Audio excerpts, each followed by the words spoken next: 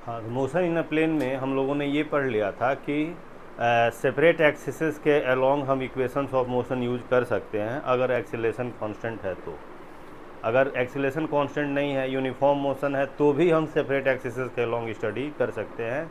और इसका best example है रिवर बोट कॉन्सेप्ट, है ना। जैसे मान लो कि ये कोई एक रिवर है, ये है ना, एक रिवर है ये रिवर जो कि इधर के डायरेक्शन में ये वी आर की वेलोसिटी से ये फ्लो कर रही है। यानी रिवर करंट, यानी रिवर की जो वेलोसिटी है वो वी आर की है ना। वी आर की वेलोसिटी से रिवर फ्लो कर रही है इस डायरेक्शन में। अब एक स्विमर हो या बोटमैन हो, कोई भी ले सकते हो, चलो मैं स्विमर ही ले रहा हूँ। एक स्विमर है जो इस पॉइंट ए से इस रिवर के अंदर अपना स्ट्रोक लगाता है ऐसे वी एस की वेलोसिटी से, ठीक है। यहाँ पर रिवर की भी वेलोसिटी आप बना लो वेलोसिटी वेक्टर। ये मान लो रिवर की वेलोसिटी वेक्टर है वी आर, है ना। तो वी एस का मतलब क्या है, that is velocity of swimmer या बोट, दोनों में से कोई भी ले सकते हो। Velocity of swimmer in still water, in still water, ठीक है। अच्छा, वी आर जो है that is velocity of river, velocity of,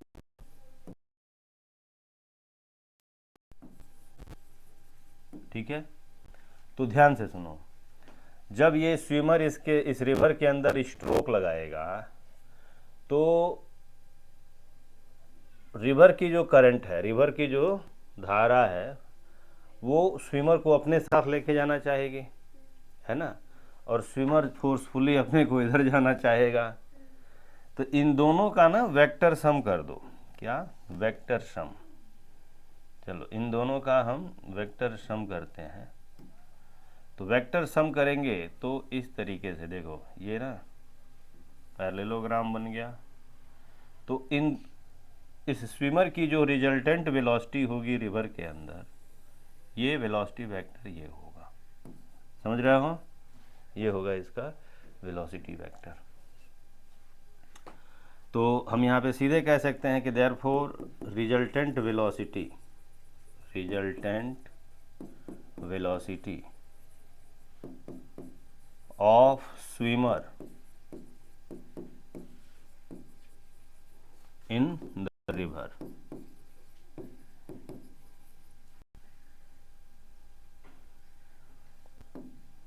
तो ये जो रिजल्टेंट वेलोसिटी आएगी स्विमर की रिवर के अंदर, ये होगी कितनी,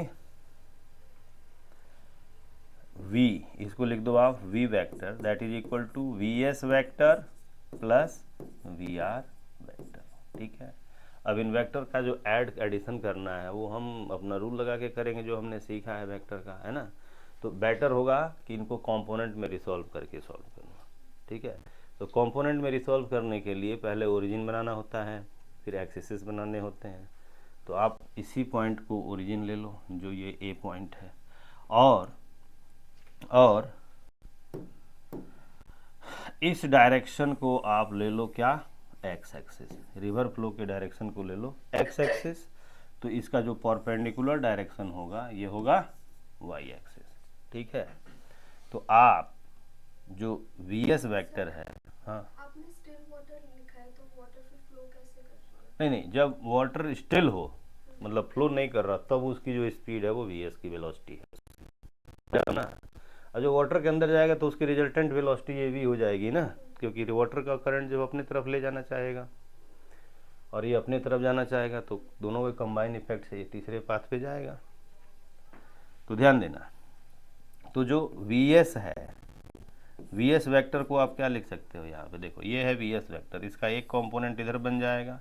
मान लो यह एंगल थीटा पे यहाँ से अपना स्ट्रोक लगाया है, तो ये जो इधर का कंपोनेंट होगा ये हो जाएगा वी एस कॉस थीटा, है कि नहीं। और जो इस साइड में कंपोनेंट होगा ये होगा वी एस साइन थीटा। तो इसको हम लिखेंगे वी एस को क्या लिखेंगे, वी एस को लिखेंगे V S cos theta I cap plus V S sine theta J cap. ठीक है जी। अच्छा, और वेलोसिटी वेक्टर जो वी आर है, रिवर की जो वेलोसिटी है, इसको हम क्या लिखेंगे? इसको हम लिखेंगे V R I cap plus 0 J cap. क्यों? क्योंकि इसकी कोई भी वेलोसिटी वाई एक्सिस की तरफ नहीं है। समझ में आ गया? तो फिर लिखेंगे हम देयरफॉर रिजल्टेंट वेलोसिटी। देखो यहाँ मैं लिख रहा हूँ therefore resultant velocity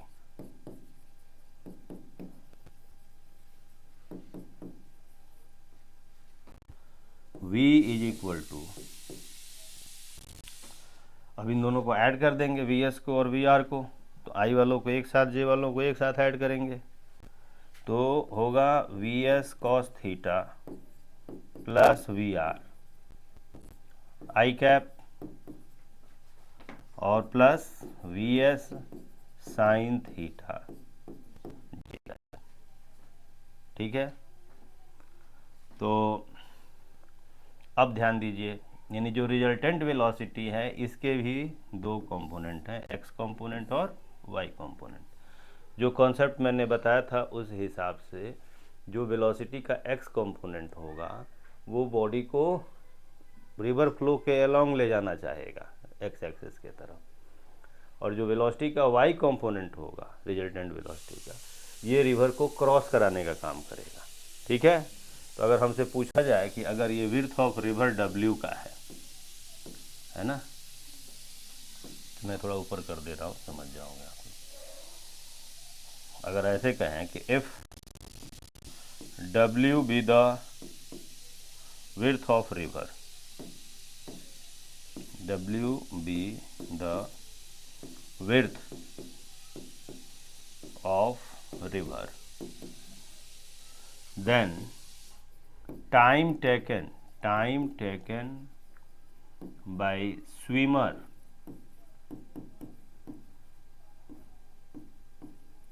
to cross the river कितना होगा बताओ? तो रिवर क्रॉस कराने के लिए भाई डिस्टेंस तो है इसका W का, time is equal to distance upon speed, तो डिस्टेंस ले लिया हमने W का, और स्पीड क्या लेंगे? वी एस साइन थीटा, क्योंकि जो साइन कंपोनेंट है वही तो इसको क्रॉस कर रहा है, साइन वेलोसिटी का साइन कंपोनेंट, तो ये ले लेंगे वी एस साइन थीटा। इतने टाइम में ये क्रॉस कर जाएगा रिवर को। है समझ में? अगर इसे, सुन लो बाद में लिख लेना, मैं टाइम दे रहा हूँ, अगर इसको मिनिमम टाइम में क्रॉस करना हो तो ये टाइम मिनिमम कब होगा? इस एक्सप्रेशन को देख के बताओ, जब साइन थीटा मैक्सिमम हो, है कि नहीं? और साइन थीटा की मैक्सिमम वैल्यू कितनी होगी? 1 होगी। तो जो थीटा की वैल्यू होगी वो कितनी होगी? 90 डिग्री होगी। यानी कहने का मतलब ये, मैं इसको थोड़ा ऊपर कर दे रहा हूँ, देखो कि time taken to cross the river in minimum time, है ना, minimum time, theta should be equal to 90 degree, है कि नहीं?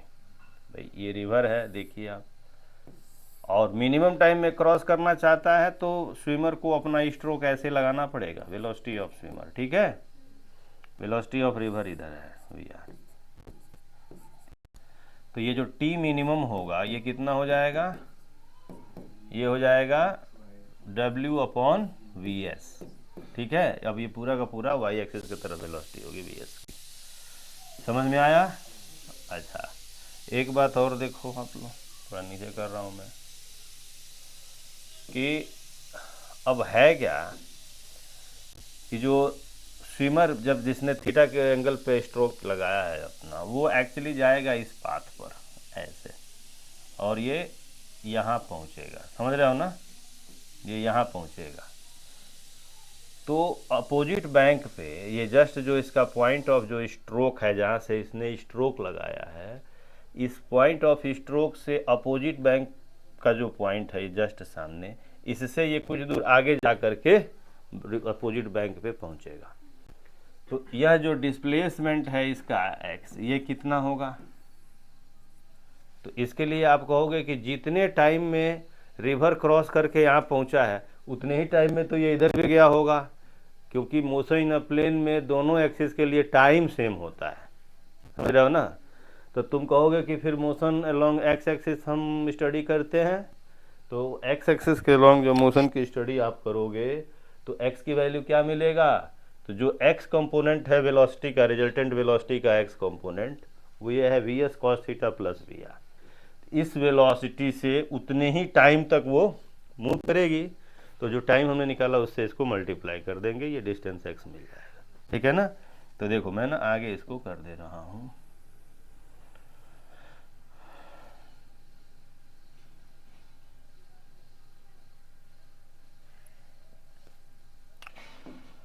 डिस्टेंस ध्यान देना, नेक्स्ट है क्या? Distance covered by the swimmer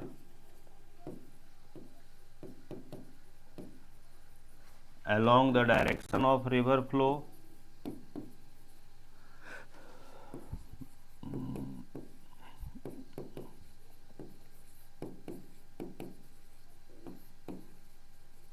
along the direction of river flow in time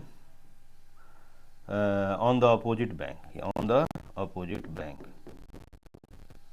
on the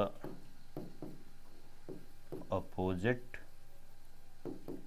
bank. ध्यान से सुनो, कितना होगा वंश बताओ x की वैल्यू। तो रिलेटिव वेलोसिटी जो रिजल्टेंट आई थी उसका x कंपोनेंट ये है, दिख रहा है ना, V S cos theta plus V R. हाँ, V S cos theta plus V R into time. तो टाइम कितना निकाला? W upon V S sine theta, ठीक है। यह अपोजिट बैंक पे डिस्प्लेसमेंट आ गया। अगर मिनिमम टाइम में रिवर क्रॉस कर रहा है तब ये थीटा की वैल्यू यहाँ भी 90 डिग्री ले लोगे, ठीक है। तो हम कह सकते हैं इसमें भी कि in a minimum time, in a minimum time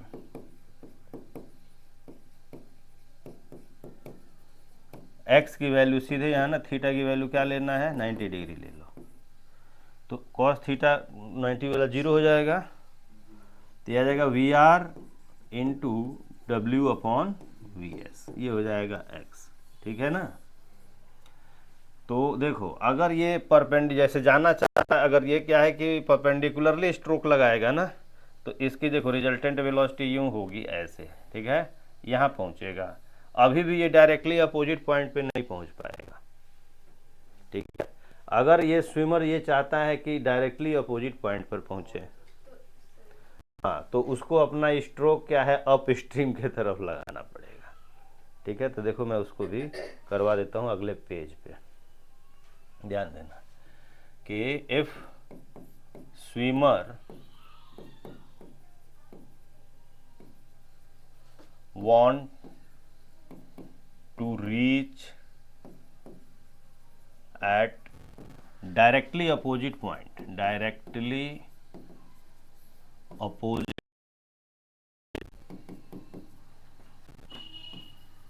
point to his point of stroke,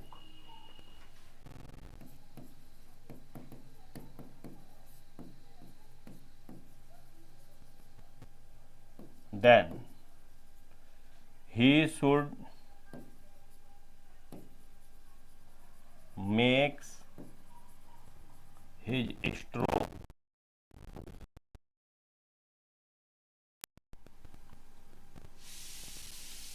at an angle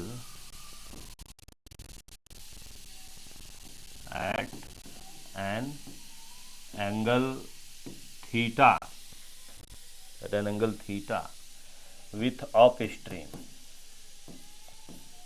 with upstream such that,